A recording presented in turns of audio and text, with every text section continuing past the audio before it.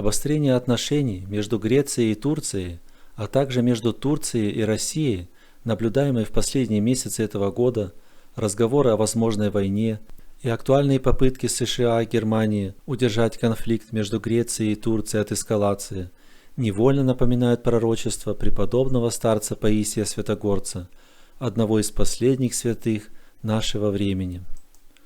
Что конкретно преподобный Паисий говорил про русско-турецкую войну?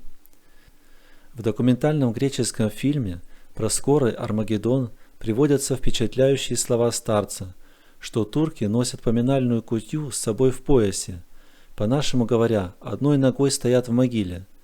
Начнется все со столкновения в Средиземном море, вмешаются русские, и произойдет то, что предвещал еще святой Косьма Италийский в XVIII веке. Кто такой святой Косьма Италийский? Святой Косьма был известным греческим монахом, православным проповедником. Турки казнили его через повешение в 1779 году как русского агента, канонизирован Вселенским патриархатом в 1961 году. Святой мученик Косьма, помимо прочих деяний, известен своими пророчествами. Например, еще в XVIII веке говорил про железных птиц, то мирно летающих по небу, то изрыгающих огонь. Предвещал дома, в которых будут жить несколько деревень, то есть современные многоэтажки. Телефонную связь, весь мир будет опоясан одной ниткой, люди будут разговаривать из одной дальней местности с другой, например, из Константинополя с Россией. Или также воры и разбойники не будут более промышлять в горах, они будут жить в городах, одеваться, как обычные люди, и приходить среди бела дня, чтобы обворовать вас. Когда Грецию поразил долговой кризис, менялись правительства, лидеры Европы обсуждали греческую проблему. В Афинах вспоминали слова Косьмы: «Вам судят много денег и потребуют обратно, но не смогут взять». Большинство предсказаний святого Косьмы, постриженника Афонского монастыря Филофей, сохранилось до наших дней. Что-то из них известно по книгам, рукописям и кодексам XVIII-XIX веков. Во время Второй мировой войны учитель одной из школ Северного Эпира нашел сборник из 72 пророчеств, записанных в Коране, на албанском языке. Предсказания святого были столь жизненно необходимы, что люди не хотели расставаться с его словами даже в период жестоких гонений и спрятали их в священные книги мусульман. «Желаемое придет к вам в третьем поколении, его увидят ваши внуки», — сказал Косьма в Эпире. Освобождение этой греческой провинции случилось во время Балканской войны 1912 года, когда еще были живы внуки тех, к кому обращался святой. Впереди еще много страданий. Не забывайте моих слов, молитесь, действуйте и будьте стойкими. До тех пор, пока этот рубец на Платане не закроется, ваше селение будет порабощенным и несчастным. Это было сказано в эпирской деревне Цараплана. Местные жители с тех пор, как услышали пророчество, ежедневно ходили к Платану и смотрели, не зарубцевалась ли рана. Прошло более 130 лет, и вот в 1912 году по округе пронеслось радостное известие: свершилось, пророчество святого исполнилось. И люди не обманулись в своих ожиданиях.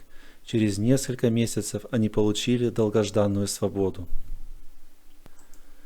Сначала придут красные колпаки, потом на 54 года их сменят англичане, а затем будет греческое государство.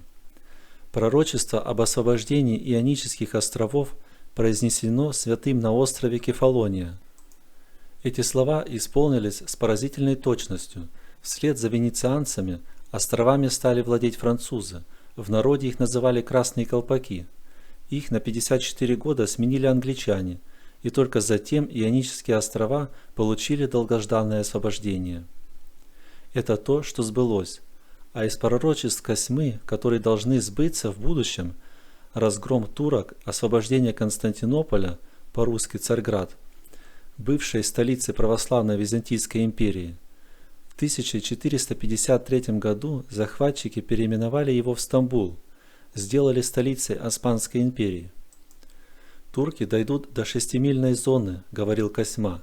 «Из них 1/3 погибнет, 1/3 уверует в Христа, а 1/3 уйдет в Кокини-Милья, легендарное место в Месопотамии». Паисий Святогорец продолжил пророческую традицию святого Косьмы. Заявлял, что город Константинополь отдадут грекам в результате войны России и Турции. Турки, неоднократно говорил Паисий, будут уничтожены и стерты с карты навсегда, потому что это страна, которая не имеет Божьего благословения. Ее разделят на 3-4 части. Вот что сказал старец, когда однажды его по горячим следам спросили о событиях в бывшей Югославии. Сегодня ради турок европейцы создают независимые государства с мусульманским населением, Боснию, Герцеговину. Однако я вижу, что они в будущем деликатно разделят и саму Турцию, восстанут курды и армяне, и европейцы потребуют признания независимости и права этих народов на самоопределение. Они скажут тогда Турции: «Мы вам уже когда-то сделали одолжение, теперь подобным образом должны получить независимость курды и армяне». Расшифровал он и загадочное шестимилье Косьмы. Однажды, пишет духовное чадо Паисия, я встретил его несколько смущенным и расстроенным. Он угостил меня и сам начал разговор. Пришли сюда некие и начали мне говорить, что начнется война, турки войдут в Грецию и нас прогонят за 6 миль до Коринфа. Таким образом, они своим испорченным помыслом истолковали пророчество Косьмы Италийского. Это ничто иное, как 6 миль морского шельфа. Это та тема, из-за которой мы в последние годы грыземся с Турцией, и из-за которой в конце концов схватимся. Однако они не войдут в Элладу, они продвинутся только на эти 6 миль, и тогда на них найдет великое бедствие с севера, как говорят Писания, и все их замыслы рухнут. С севера, из России? Да, старец верил в нашу страну. Сегодня русские переживают тяжелые времена. Но вот увидишь, они справятся с трудностями и снова создадут сильное государство. Для большинства россиян пророчество преподобного Паисия только после гибели нашего бомбардировщика Су-24 стали откровением, сенсацией. Россия живет своими тревогами и проблемами. Крым, Украина, Сирия. Хочется подчеркнуть, Паисий пророчествовал на Афоне не для красного словца, желания покорить публику, обрести славу. Он был очень скромным человеком, аскетом, делился откровениями в беседах с учениками, духовными чадами. Пророчество не личные фантазии старца, он был всего лишь радистом Бога, имел редкий дар передавать людям знания с небес, ничего не добавляя от себя. Пророчества эти ходят не в виде молвы, они зафиксированы в его книгах. Издательство «Святая гора» перевело на русский язык 6 томов, есть воспоминания его учеников. Один из самых авторитетных источников – это житие старца Паисия Святогорца, написанное афонским иеромонахом Исааком, который хорошо знал святого. Есть документальный фильм про Армагеддон, известный в Греции. Когда может начаться русско-турецкая война? Точный срок неизвестен, можно судить лишь по косвенным признакам. Однажды группа детей, учеников Афониады, решила пойти к старцу и спросить его о том, возьмут ли греки Константинополь и доживут ли они, дети, до этих времен, пишет иеромонах Исаак. Они пришли в каливу отца Паисия, взяли угощение, но задать вопрос боялись. Один делал знаки другому, тот третьему. Но в конце концов никто так и не решился спросить старца.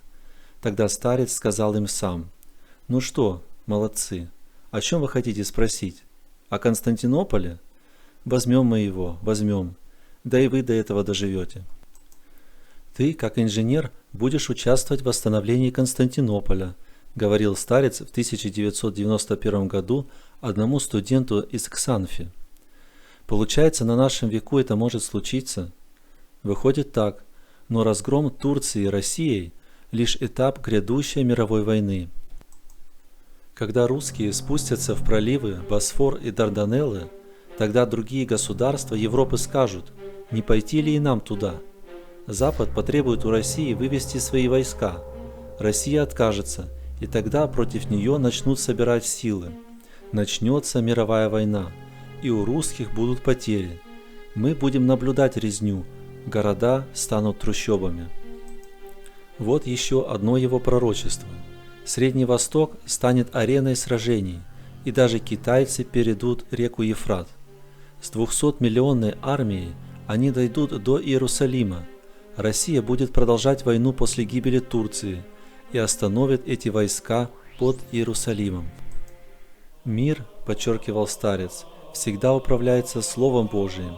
Им не управляют ни американцы, ни европейцы. Они могут господствовать недолго. Бог им разрешает, чтобы они наказали сами себя. Произойдут события, которые потрясут народы. Это еще не будет второе пришествие, но люди вернутся к вере и будут просить, чтобы им рассказали о Христе. В Греции очень любят предания об основании Константинополя. При закладке города император Константин видел необычное знамение. Из норы вдруг выползла большая змея, но тут с неба не спал орел, схватил ее когтями и взмыл ввысь. Змея стала обвиваться вокруг птицы и в конце концов одолела. Они упали на землю, но люди, убив змею, освободили орла. Император созвал мудрецов, дабы они разъяснили это знамение. Их собор постановил, что орел – символ христианства, а змея – противоборствующего ему зла. И раз змея одолела орла, город будет впоследствии захвачен врагами. Но так как люди убили змею и освободили царственную птицу, напоследок христиане снова овладеют городом и воцарятся в нем. Двоякое чувство вызывают пророчества о грядущей битве за Константинополь. С одной стороны, торжество православия, с другой, в городе прольется столько крови, что в ней сможет плавать трехлетний бычок. Это пророчество святого Косьмы было дополнено старцем Паисием. В Константинополе будет жестокая битва между русскими и европейцами. Прольется много крови. Кровь, в которой будет плавать трехлетний бычок, это ведь и наша кровь. Много ли ее осталось у русских после вековых схваток с Турцией, Крымской, 2 мировых войн?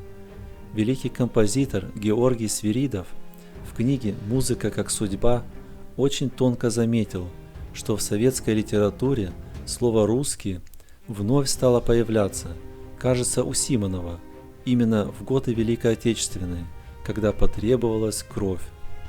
Всегда ситуацию в мире спасала русская кровь, неоправданно обильно пролитая, покрытая пластом черной неблагодарности. Сколько можно литься русской крови ради чужих интересов? Понятно, мечта о былом величии Византии, возвращении Константинополя у греков генетическая, но, судя по пророчествам Паисия, сами они воевать не будут.